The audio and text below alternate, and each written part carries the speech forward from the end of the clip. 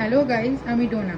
Welcome back to my Sunday mini blog. তো আমি একটু পরে বেরোবো, কী কী করছি তোমাদেরকে দেখাবো।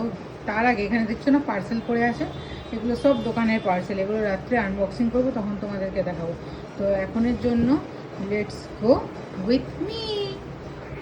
এখন যাচ্ছি দোকানের উদ্দেশ্যে। দোকানে হচ্ছে কাল থেকে ইলেকট্রিকের কাজ হবে, তো জিনিসগুলো রাখতে দোকানে গিয়ে আবার কথা হচ্ছে। দা ক্যাবেজে, এটা আমার ভাইয়ের দোকান, বড় বাজারে আছে।